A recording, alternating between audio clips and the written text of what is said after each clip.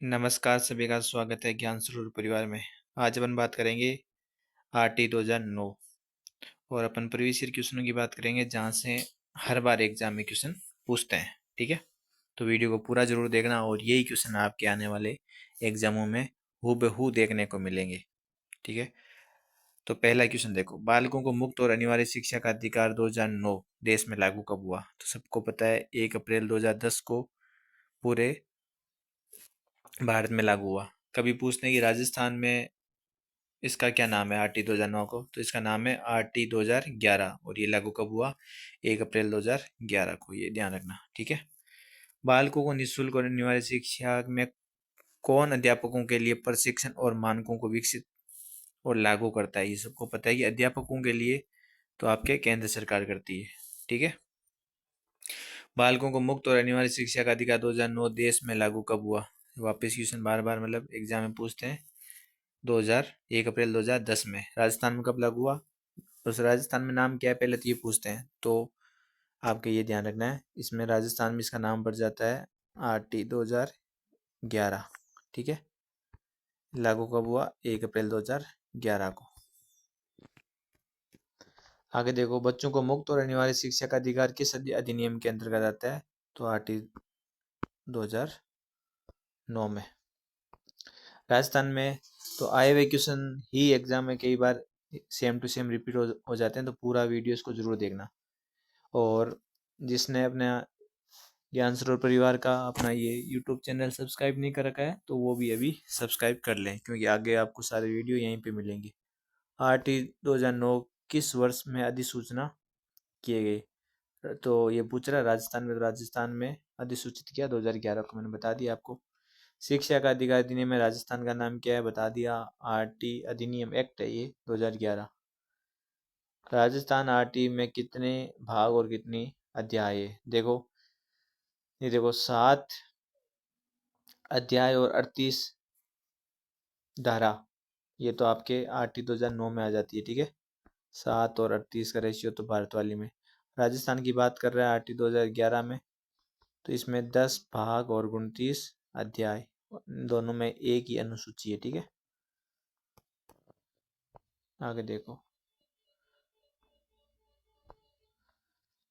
भारत के संविधान के किस अनुच्छेद के अंतर्गत 6 से 14 मतलब वर्ष के बच्चों को फ्री शिक्षा दी जाएगी? तो 21 है। ये क्या 21 है आप सबको पता होगा। बेसिक चीजें मैं नहीं बता रहा, ये मौलिक अधिकार में आते हैं। ठीक है, मूल कर्तव्य में आते हैं 45 में, और ये आपके नीति निर्देश तत्व आता है आर्टिकल 45, और 51 के में आता है आपके मौलिक कर्तव्य। ठीक है, आगे देखो, शिक्षा का अधिकार 2009 को लागू करना क्यों आवश्यक था? बताओ भाई, क्यों आवश्यक था? ठीक है, एक सेकेंड।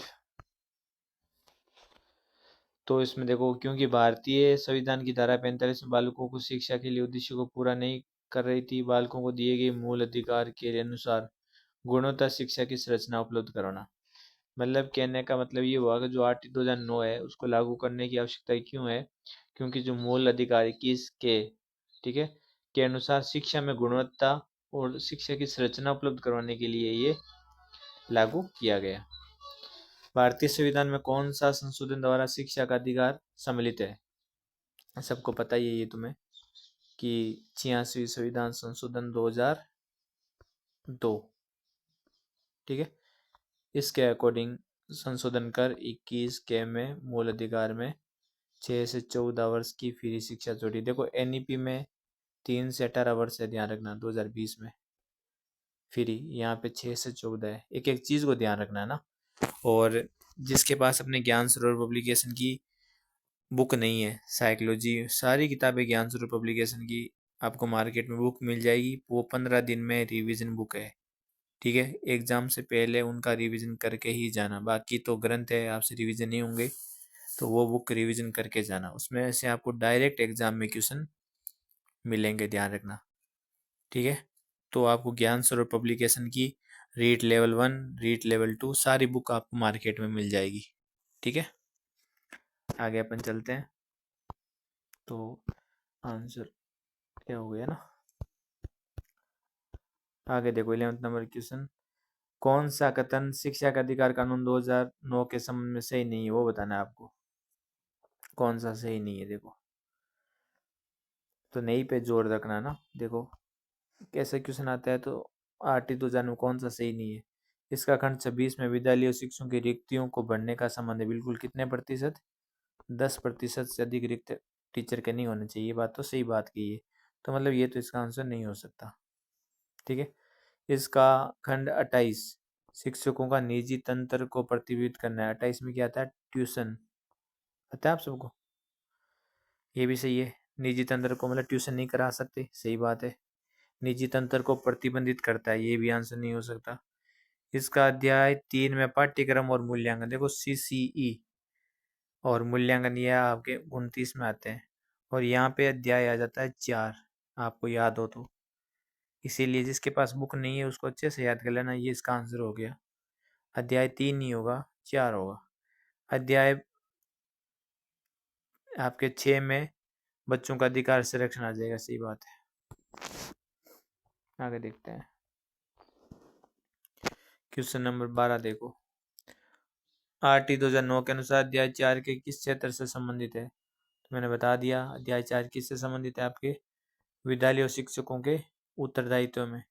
इसमें विद्यालय भी आ गया और शिक्षक का उत्तरदायित्व है। कैसे, धारा आप 25 पढ़ोगे तो छात्र और शिक्षक का रेशियो, टीचर और स्टूडेंट का रेशियो आएगा उसमें। ठीक है, मैं बता देता हूँ आपको। धारा 21 में क्या आएगा, एसएमसी। 22 में एसडीपी। 23 में योग्यता, टीचर की योग्यता। 24 में कर्तव्य, सब आपको याद होंगे साहित्य की, है ना। 25 में अनुपात, छात्र शिक्षक। 26 में 10% रिक्त, अधिक सीटें नहीं। 27 में आपदा चुनाव में, इनमें ड्यूटी वाला। 28 में ट्यूशन। 29 में सीसी और पाठ्यक्रम। ठीक है, ऐसे सारे आपको ऐसे अंगुलियों पे होने चाहिए। ये आंसर हो गया। अब देखो क्वेश्चन नंबर, आरटी 2009 के अनुसार किस प्रमाण पत्र के बिना कोई विद्यालय में स्थापित नहीं किया जा सकता। देखो आरटी 2009 के अनुसार किसे प्रमाण पत्र के बिना कोई विद्यालय स्थापित, मतलब मान्यता लेनी पड़ेगी। देखो 17 में दंड, 18 में मान्यता लेनी पड़ेगी। अगर कोई बिना मान्यता चला रहा है, वो 19 में उसके 1 लाख तक जुर्माना। तो अगर मान्यता आपको स्कूल खोलनी है, मान्यता लाना है, तो 18 में मान्यता मिलती है। ठीक है, आगे देखो शिक्षा का अधिकार 2009 किस अध्याय में विद्यालयों एवं शिक्षकों की जिम्मेदारियों का वर्णन है। किस किस का, स्कूल, टीचर, पढ़ा था ना 4 में, बार बार ही एक। देखो अब यहाँ से पता चलता है कि चीजें एग्जाम में कैसे क्वेश्चन पूछते हैं। ठीक है, तो इन चीजों को आपको विशेष कर ध्यान रखना है। आगे देखो क्वेश्चन नंबर 15। ठीक है, एक चीज मैं आपको और बताऊं, अगर आप रियल में आपको ये बेनिफिट वीडियो लगे तो आप कमेंट करना, लाइक करना और अपने दोस्तों को शेयर करना। ये कैसा भी हो, आप कमेंट करते हो तो उससे क्या मोटिवेशन मिलता है, और भी आगे आपके कंटिन्यू क्लास लाने का मन करता है। ठीक है, तो ये कमेंट जरूर करना। आरटी 9 की धारा 25 संबंधित है छात्र शिक्षक अनुपात में। आपको यही बता देता हूँ, टीचर और स्टूडेंट का रेशियो। अगर प्राथमिक शिक्षा आपको पता है 5वीं क्लास तक होती है, उसमें टीचर तो होते हैं 30 आपके, एक, और स्टूडेंट होते हैं आपके 30। उच्च प्राथमिक होते हैं, उसमें अनुपात चलता है टीचर 1 रेशियो 35। प्राथमिक लेवल पर प्रधानाध्यापक 150 पे आता है। उच्च प्राथमिक प्रधानाध्यापक 100 स्टूडेंट पे आता है। समझ गए आप, ये रेशियो चलता है। ये कौन से अध्याय में है, आपके 4 में, धारा 25। आगे देखो क्वेश्चन नंबर 16। 16 में बात करते हैं कि माता पिता का कर्तव्य है कि वो भेज दे अपने बच्चे को, और ये कर्तव्य 45 में भी 6 से 14 वर्ष को उसमें बताया हुआ नीति निर्देशक तत्व में, और 51 के मौलिक कर्तव्य में भी बताया गया है कि माता पिता का कर्तव्य है कि वो अपने बच्चे को स्कूल भेजे। और आरटी 2009 में बात की गई है धारा 10 में। धारा 12 क्या है? 25/12 में क्या है? 25% निःशुल्क बच्चों के लिए। आपको पता है ना ये चीजें सारी याद होनी चाहिए, इसलिए आपको ज्ञान सरोवर की to the point content book है, तो ये पास आपके पास होनी चाहिए। अंतिम 15 दिन में इन सभी बुकों को पढ़कर आप रिवीजन कर सकते हो। ठीक है,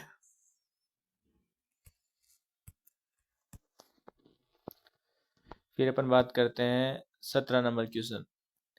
शिक्षा आठ 2009 में सही नहीं है, नहीं पे अंडरलाइन कर लेना। धारा 17 में दंड, ठीक है। 21 में एसएमसी बताया मैंने भी। 28 में नियोजित ट्यूशन है, ठीक है। धारा 14 में प्रति व्यक्ति शुल्क संग्रहण का निषेध है। तो धारा 14 में तीन तो हो गए अपने पढ़ लिए। तो अगर आपको अच्छे से पता है तो ऑटोमेटिक आपको पता चल जाएगा कि ये इसका आंसर है। ठीक है, आपने देखा था 17 में दंड था, 18 में मान्यता थी, 19 में मान्यता, बिना चला रहे हो तो 1 लाख का जुर्माना। ठीक है, 21 में एसएमसी पढ़ा था अभी अपन ने, 28 में ट्यूशन। तो धारा भाग 14 में प्रति व्यक्ति शुल्क ग्रहण का निषेध करता है, ये गलत है। ठीक है, आगे देखो। धारा 8-9 का प्रावधान है कि विद्यार्थियों को अधिगम सामग्री उपलब्ध कौन कराएगा? राज्य सरकार। केंद्र सरकार क्या करेगा? टीचर को प्रशिक्षण के लिए। याद है अभी ऊपर वाले क्वेश्चन पढ़ा था। आगे देखो। आरटी 2009 के अनुसार प्रत्येक राज्य अपनी अपनी आरटी नियमावली बनाएगा। तो ये धारा 38 कहता, लास्ट धारा है आरटी की 38 में कहता है हर राज्य अपना बना सकता है, इसलिए आरटी 2011 राजस्थान वाले में लागू 1 अप्रैल को आज। आरटी 2009 के अनुसार किस आयु वर्ग के बच्चों को निःशुल्क 6 से 14? एनईपी में पूछे तो 3 से 18। ठीक है,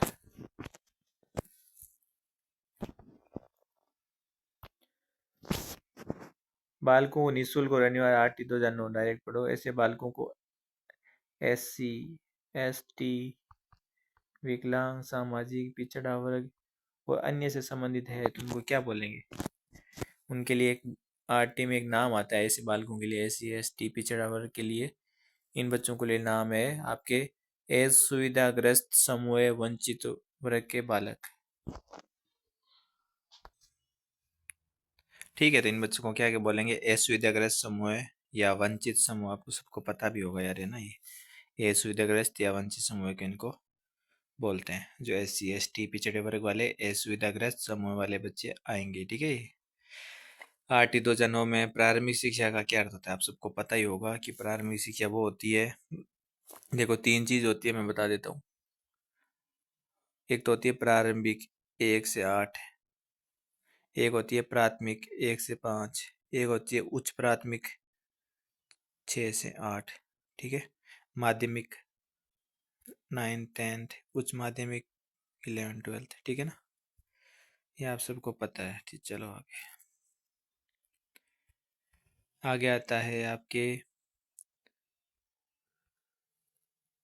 आरटी 2009 में 6 वर्ष से अधिक उम्र के बालकों में जो स्कूल में प्रवेशित नहीं किया जाता, ऐसे बालकों को किस कक्षा में प्रवेश? हमेशा ही कहते हैं अगर आप आज 10 साल के हो तो आप अब पहली क्लास में थोड़ी बैठोगे, तो आप आयु के अनुसार प्रवेश लोगे।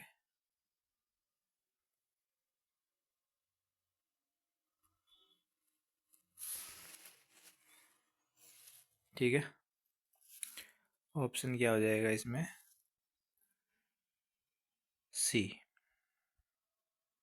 तो आयु के अनुसार प्रवेश होता है। ठीक है, तो इसमें आप ध्यान रखना, जैसे 6 वर्ष का बालक पहली क्लास में, 7 का दूसरी में, 8 का तीसरी में, 9 का चौथी में, 10 का 5वीं क्लास में बैठेगा टावर।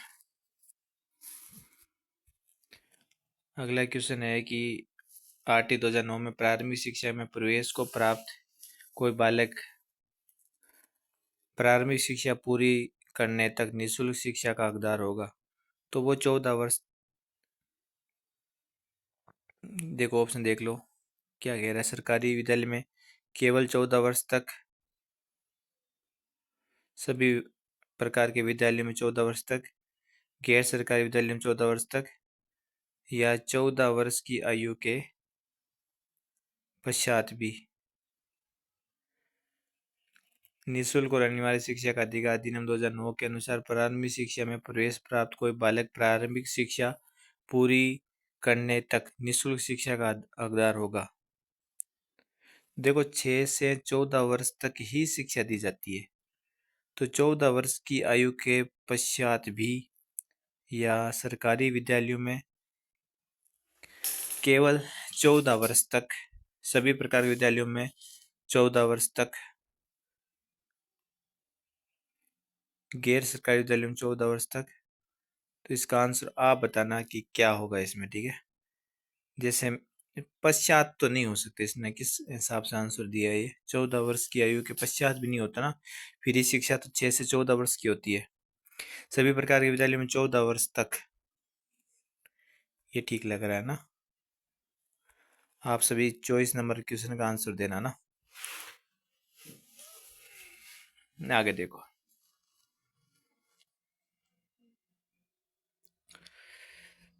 ये हो गया आपके 25 नंबर क्वेश्चन देखना। एक 10 वर्ष की आयु का बालक जो पूर्व में कभी स्कूल नहीं गया हो किस कक्षा की प्रविष्टि के योग्य है। कभी स्कूल नहीं गया तो किस कक्षा, 10 वर्ष का मैंने अभी बताया था, 5वीं क्लास में हो जाएगा, बताया था ना। 6, 7, 8, 9, 10, 1, 2, 3, 4, ये 5वीं में हो जाएगा। अगला देखो, विद्यालय प्रबंध समिति का प्रजातांत्रिक सिद्धांत है। प्रजा मतलब छात्र केंद्रित है, ये इसमें कोई ये रहा सहभागी उत्तरदायित्व है ना। सी आंसर हो जाएगा। आरटी 2009 8-11 के अनुसार प्रतिवर्ष बालक में 2 बार सीधे सीधे क्या होगा। आरटी 2009 के अनुसार वर्ष में 2 बार सीधे, ये तो सवाल याद आता रहा है ना, छोड़ो इसको, ये साहित्यिक मिस चीजें लिखी हुई है यहाँ पे ना। आरटी 2011 के अनुसार प्रतिवर्ष विद्यालय में बार बार सीधे या परीक्षा वगैरह ऐसा कुछ होगा, तो यहाँ पे ना विद्यालय को की जाएगी, ठीक है। ये पूरा क्वेश्चन नहीं है, इसको अपन बाद में देख लेंगे। 28 नंबर देखो, प्राथमिक विद्यालयों की अंतिम क्षतिपूर्ति करने से पहले बच्चों का नामांकन और सत्यापन कौन करता है। तो ये तो मतलब प्राथमिक शिक्षा से क्षतिपूर्ति करने से पहले ये वो खंड विकास बीडीओ करता है ना, खंड प्राथमिक शिक्षा अधिकारी। निःशुल्क और अनिवार्य शिक्षा की अपन बात कर रहे हैं। एक सेकेंड, क्या हो गया, अरे रुक जा। फिर बात करते हैं राजस्थान निःशुल्क अनिवार्य शिक्षा की अपन बात कर रहे हैं कि प्रावधान विद्यालय विकास निर्माण योजना हेतु कौन सी सूचना का एकत्रीकरण आवश्यक नहीं है, ये अपन को बताना है। क्या आवश्यक नहीं है, तो कक्षावार नामांकन होगा, अतिरिक्त शिक्षक की आवश्यकता होगी, वर्ष वार अतिरिक्त वित्तीय सहायता होगी, बैंक खातों का अभी बैंक से क्या है, कोई बैंक थोड़ी है यहाँ पे, ठीक है। आगे देखो, आरटी 2009 में कौन सी धारा ये दर्शाती है कि समूची सरकार और स्थानीय प्राधिकारी विद्यालय स्थापित करने का कर्तव्य है। देखो आरटी 2009 में कौन सी धारा दर्शाती है कि समुचित सरकार और स्थानीय प्राधिकारी की बात आरटी धारा 6 में आती है, ठीक है। समुचित सरकार और स्थानीय प्राधिकरण की धारा 6 में।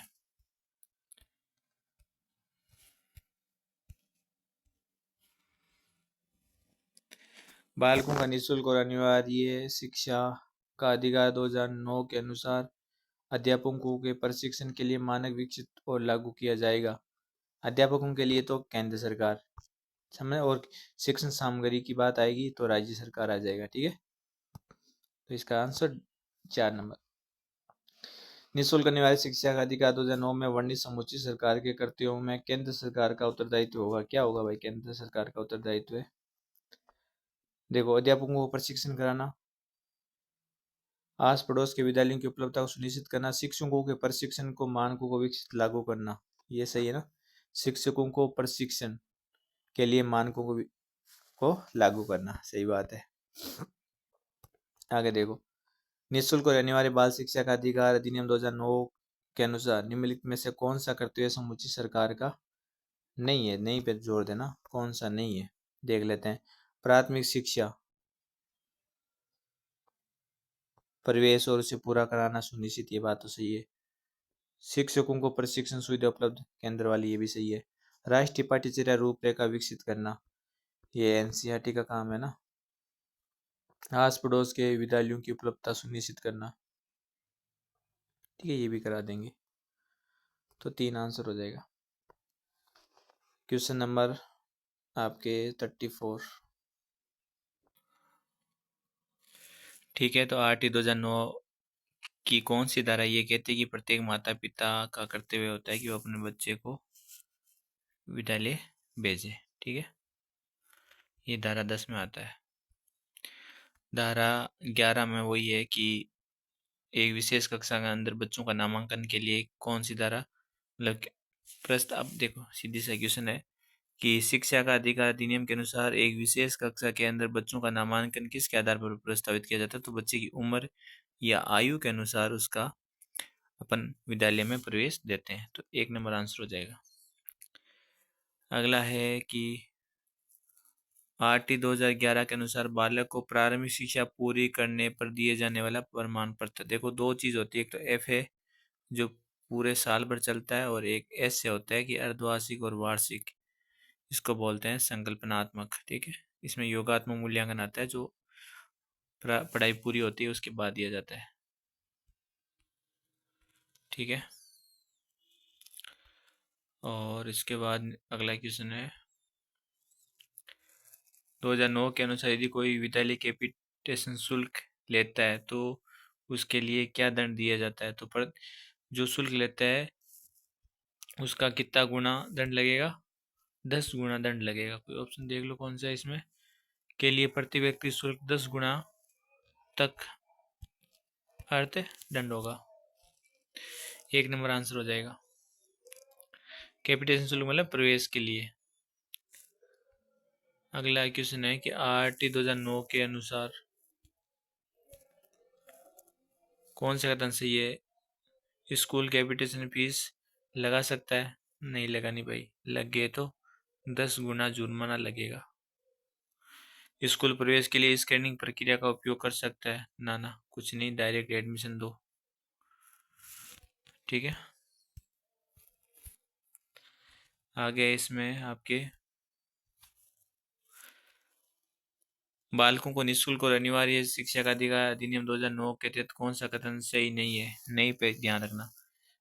एक बच्चे को विस्तारित समय में प्रवेश दिया जाएगा, अच्छा, ठीक है। एक बच्चे को निःशुल्क और अनिवार्य शिक्षा का अधिकार है, बिल्कुल सही बात है, 6 से 14। एक बच्चे को अधिकार है कि वह किसी अन्य स्कूल में स्थानांतरण कराए, बिल्कुल कर सकता है वो, ठीक है, उसको रोक टोक नहीं है उसकी कोई, ठीक है। आगे देखो कहाँ रह गया एक ऑप्शन इसका,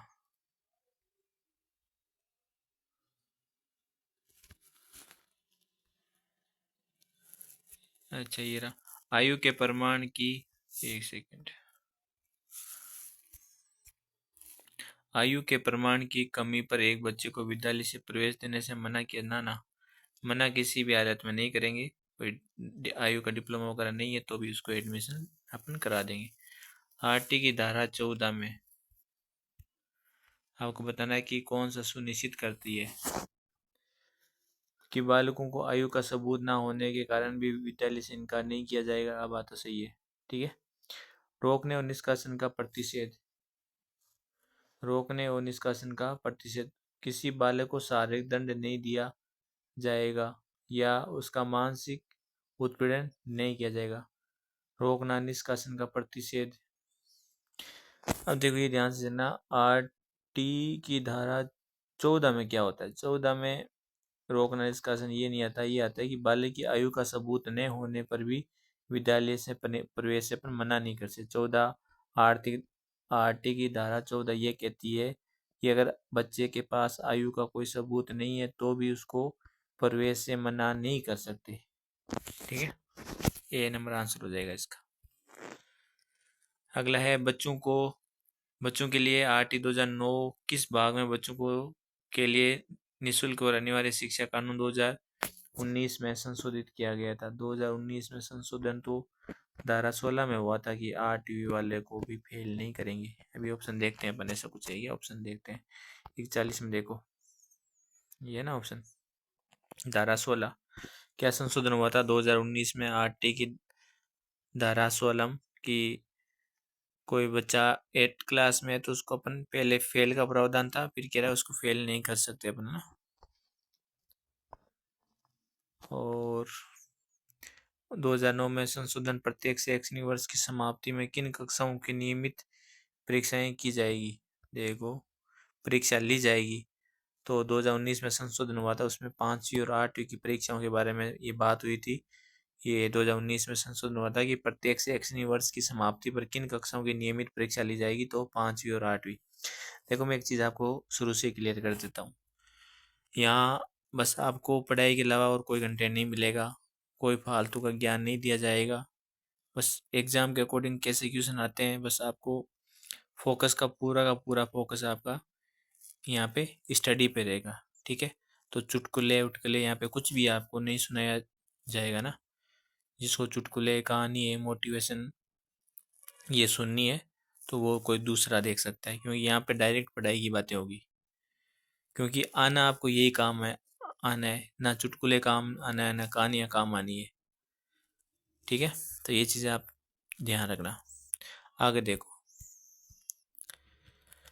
43, बालकों को निःशुल्क और अनिवार्य शिक्षा अधिकार 2009 संशोधन 2019 के अनुसार प्रत्येक बच्चा प्राथमिक पूर्ण होने तक किसी भी कक्षा में पीछे ले जाने का निर्णय लेने हेतु में कौन सक्षम है। मतलब कोई पीछे रह जाए, प्राथमिक शिक्षा पूर्ण होने तक ये पूरा काम, एक बच्चे को प्राथमिक शिक्षा पूर्ण होने तक किसी भी कक्षा में कोई भी ये ऐसा कुछ पीछे रह जाए, ये निर्णय कौन लेगा, ये समुचित सरकार लेगी। ठीक है, फिर आता है आपके मान्यता प्रमाण पत्र प्राप्त के बिना कोई विद्यालय स्थापित करता है। देखो, धारा 17 में मान्यता लेना जरूरी है, 18 में अगर बिना मान्यता चला रहा है तो 1 लाख रुपए तक उसके पैसे लगेंगे। बालकों को शुल्क और अनिवार्य 2009 के अंतर्गत विद्यालय प्रबंध समिति एसएमसी में महिलाओं की सदस्य 50% होती है। एसएमसी धारा 21 में आती है। ठीक है, फिर अपन बात करते हैं एसएमसी में। देखो, एसएमसी में महिला 50% और उनके पेरेंट्स, माता पिता और अभिभावक की न्यूनतम संख्या होती है आपके 75%। ठीक है, ये ध्यान रखना। 47, एसएमसी में कुल सदस्यों में से कम सदस्य माता पिता और अभिभावक होने चाहिए। कितने होने चाहिए? माता पिता अभिभावक 75% होने चाहिए। ऐसा कोई ऑप्शन है क्या यहाँ पे? देखो, ये रहा। अब आप बोलोगे ये सर इसमें कहाँ 75 दिख रहा है? ये देखो, इसको 3/4 क्या होता है, लगाओ 100 का भाग, लगाओ 20 बार, 25 बार, 25 का 25, 25 9 50, 25 75 हो गए ना। आगे देखो,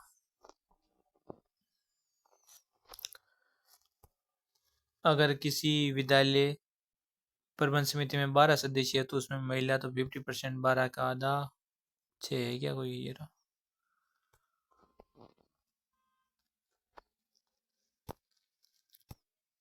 विद्यालय प्रबंध समिति कम से कम महीने में एक बार सभा होनी चाहिए और अधिकतम 3 बार सभा होनी चाहिए। विद्यालय प्रबंध समिति की बात कर रहे हैं अपन, तो पूछ रहा है कम से कम एक बार, ज्यादा से ज्यादा 3 बार।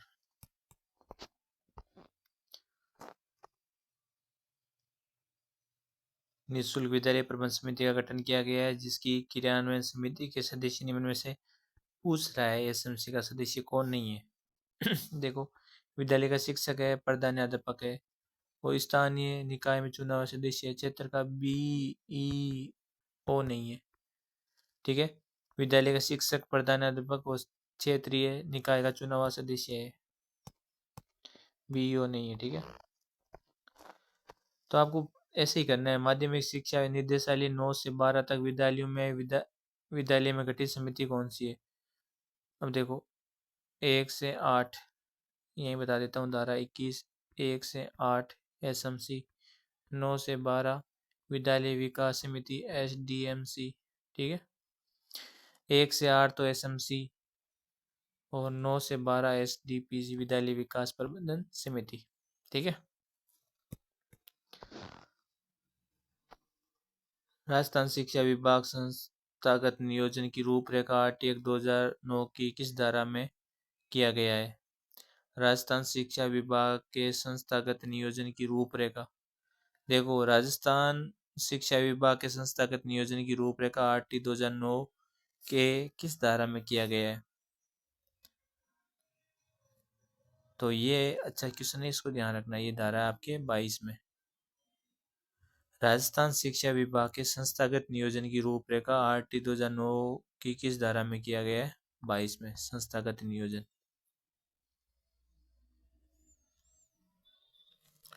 आगे देखो 8/2009 के अनुसार बालकों के अधिकार का संरक्षण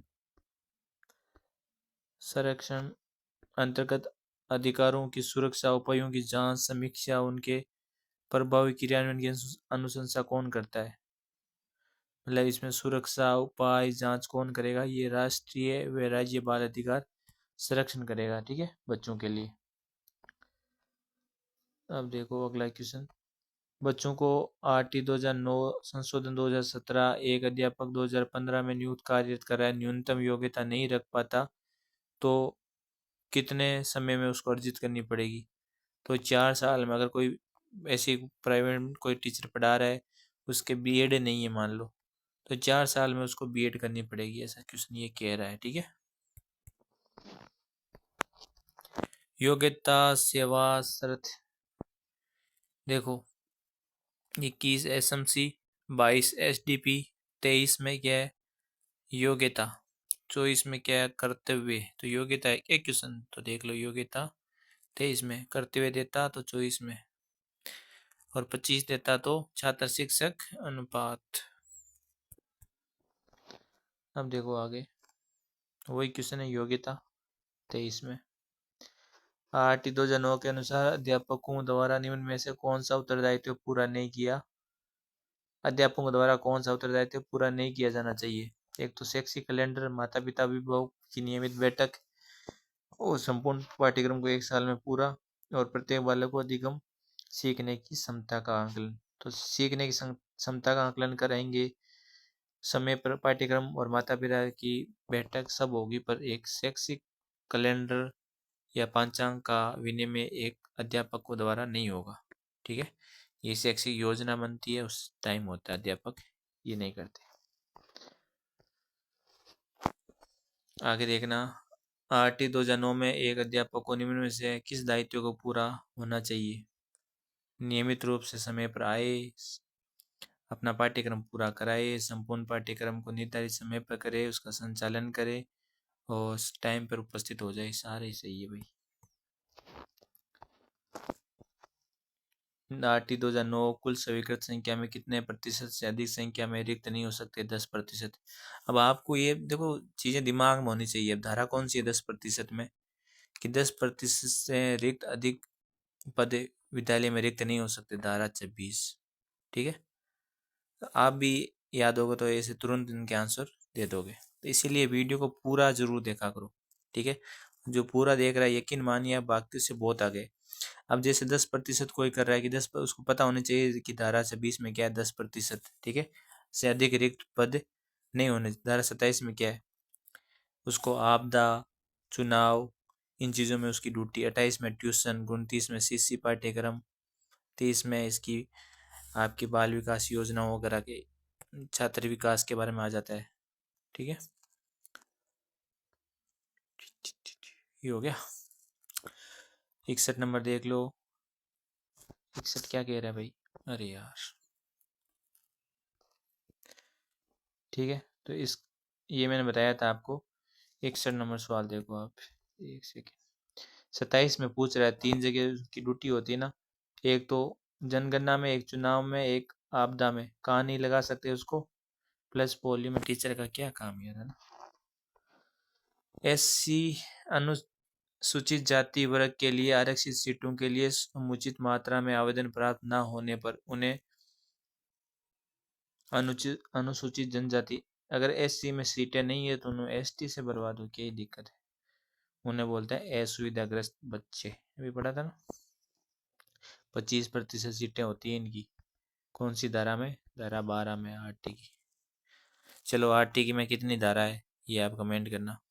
आरटी 2009 में, आप सबका क्वेश्चन है आरटी 2009 में कितनी धारा है, ठीक है, कितने अध्याय है, कितनी अनुसूची है, और आरटी 2009 भारत में कब लागू हुई। ये 4 क्वेश्चन आपको आंसर देना है। कौन देता है मैं मैसेज देखूंगा ना, ध्यान रखना।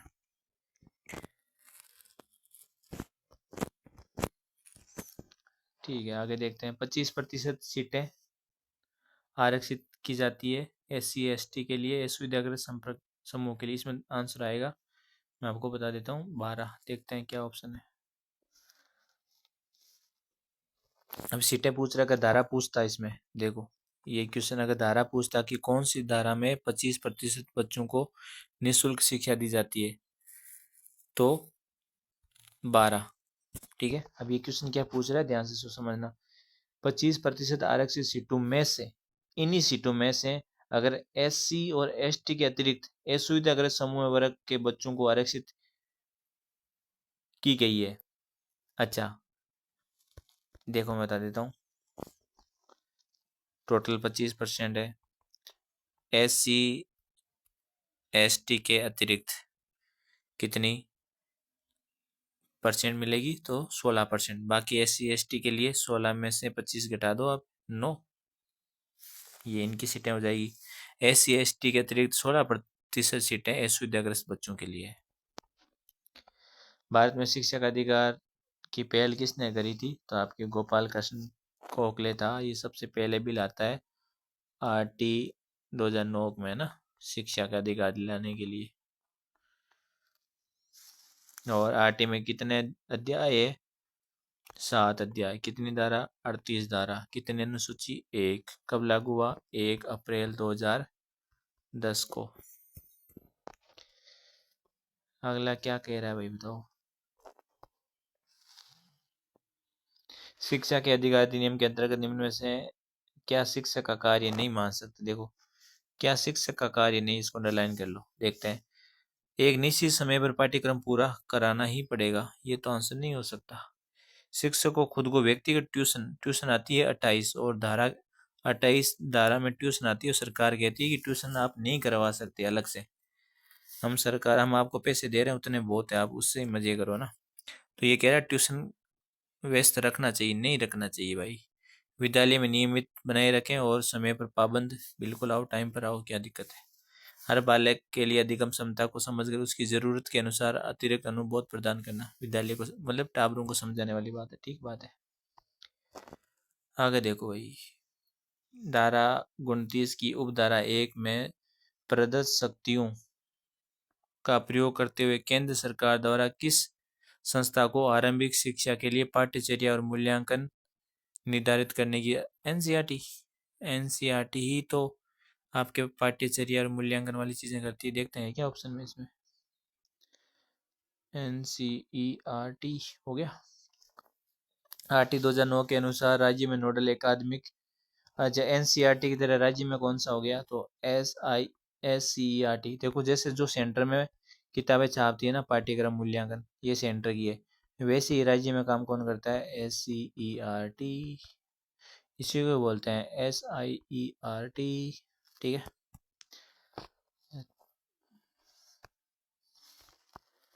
कितने क्वेश्चन बचे हैं भाई साहब, बहुत हो गए, तो हो गए खत्म हुआ। हरे राम। देखो कमेंट जरूर करना यार, है ना। अगर क्लास अच्छी लगी ना, तो ये ऐसी क्लास है कि यहाँ से डायरेक्ट एग्जाम में क्वेश्चन आते हैं। बाकी देखो ऐसे पढ़ाने से कुछ भी पढ़ा दो, पर ये वापस ही एग्जाम में आने होते हैं। ठीक है, शिक्षा का अधिकार अधिनियम 2009 के अनुसार मान और मानकों के अनुसार प्राथमिक स्तर 1 से 5 में 200 छात्रों के लिए शिक्षकों की संख्या मैं यहाँ से कर लेता हूँ। देखो मेरे को पता है कि प्राथमिक अनुपात क्या होता है, 1:30। 150 पे 1 लगता है हेड मास्टर, तो ये 1:30, 1:30, ठीक है। 1:30 और 1:30 कितने स्टूडेंट करने हैं, 276। 30, 30, 60, 30, 90, 30, 120 और 150। 1:30, 1:30, 180, ये 200 हो गए। एक टीचर, दो टीचर, तीन टीचर, चार टीचर, पांच टीचर, छह टीचर, 7 टीचर। 150 पे 1। कुल टीचर पूछे तो 7 + 8, कुल हो गए 8। ये 1 है ना, ये HM है, हेड मास्टर लगता है इसमें। क्या पूछ रहा है इसमें, शिक्षकों की संख्या बताओ 1 से 5 तक। इसमें देख लो 7 शिक्षक चाहिए। एक सेकंड, अच्छा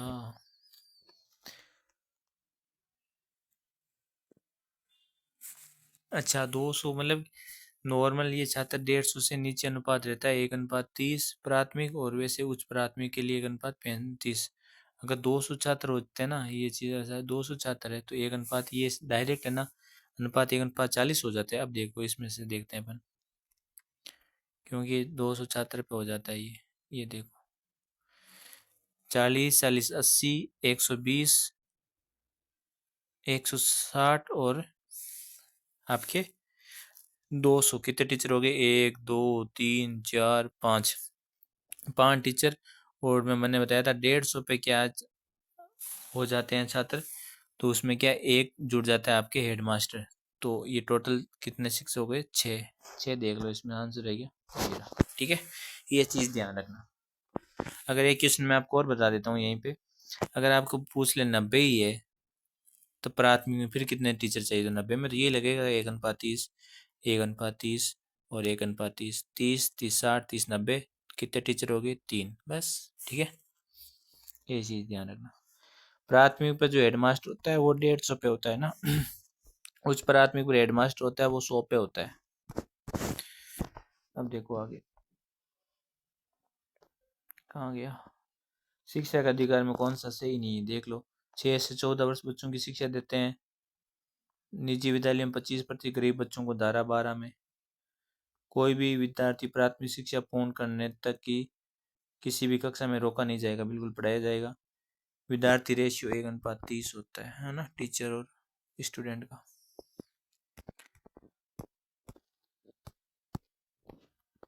RT 2009 के प्राथमिक विद्यालयों में शिक्षक विद्यार्थी अनुपात मैंने बता दिया।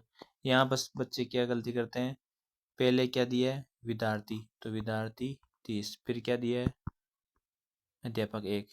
अगर यूं पूछता अध्यापक और विद्यार्थी बताओ, तो पहले अध्यापक फिर विद्यार्थी, ये ध्यान रखना बस। 1 से 5वीं कक्षा के लिए यदि एक कक्षा में, ये मैंने बता दिया आपको यार, 90 में 3 टीचर, 3 निकाले थे मैंने, है क्या इसमें ऑप्शन यार, ये रहा 3 टीचर, वही था ना। 90 स्टूडेंट के लिए कितने टीचर चाहिए, 1:30 से निकाले ना, प्राथमिक में ही पूछा था वो, हो गया ना ये 3। देखो 30, 30, 60, 30, 90, ठीक है। और कुल 85 विद्यार्थियों के नामांकन है, तब सरकार द्वारा उस विद्यालय में कितने अध्यापक, 85 है तो भी कितने ही चाहिए, 90 के करीब ही तो है यार। 85 हो तो क्या हो, तो 3 ही चाहिए, अनुपात 1:30 हो जाएगा। अब देखो कक्षा, देखो ये क्वेश्चन अच्छा है। RT 2009 के अनुसार प्रथम 1 से 5वीं कक्षा में 60 स्टूडेंट है, 60 के लिए तो बच्चों के प्रवेश और अध्यापकों की संख्या क्या रहनी चाहिए, 60 के लिए एक, देखो अनुपात क्या लगेगा प्राथमिक पर, 1:30, ठीक है। तो 2 ही हो गए और क्या, समझ में आ गया ना। अरे 90 के लिए 3 थे, ऐसे यही तो था यार रेशियो, 90 के लिए 3 थे, 60 के लिए 2 हो गए। अगर 30 के लिए पूछता तो एक टीचर हो जाता यार। चलो अगर एक उच्च प्राथमिक विद्यालय में 130, हाँ ये अच्छा मजा है ना। देखो उच्च प्राथमिक है तो अनुपात 1:35, 1:35, 1:35 और 1:35 हो गए होंगे। 35 कितने हो गए? 70। और ये 35 आपके 70, ये 140 के लमसम हो गए। ठीक है, अपन को इतने ही चाहिए थे। अब देखो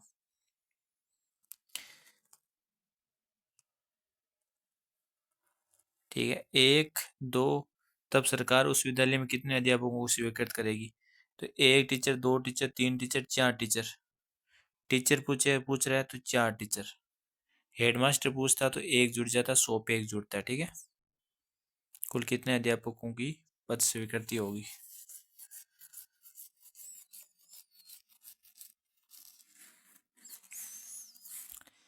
आगे देखो,